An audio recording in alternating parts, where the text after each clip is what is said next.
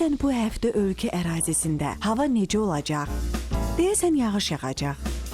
Yox, mənə inanmayın. Çünki bu xəbərləri ən düzgün sizə Nərminə Hacıyeva çatdıracaq. Bilirsiniz ki, hava hamını maraqlandıran mövzudur. Hətta danışmağa mövzu bitdikdə belə hava həmişə mövzu olaraq qalır.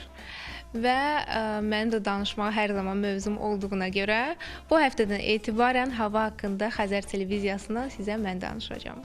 Hətta ondan əvvəlcədən havanın necə olacağını da soruşurlar. Hava haqqında məndən çox soruşanlar olur. Ümumiyyətlə məni kim görür, deyir, havadakı qız. Və bilirsiniz, qabaqca sabahlarım hava necə olacaq? Hətta bir həftə öncənin havasını belə məndən soruşan, deyirəm, onu artıq mən bilmirəm. Səmimi söhbətdən istifadə edib Nərminə xanımdan elə öz havasını da soruşduq. Bəs havam həmişə yaxşıdır, həmişə öz havamdayam.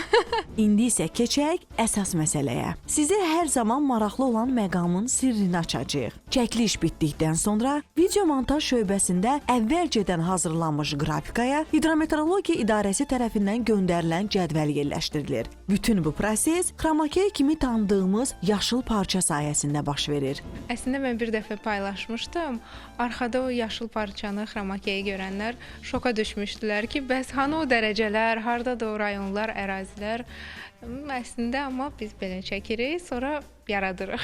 Havanın necə olmasından asılı olmayaraq, Əsas odur ki, qəlbinizdəki, ətrafınızdakı hava həmişə gözəl olsun.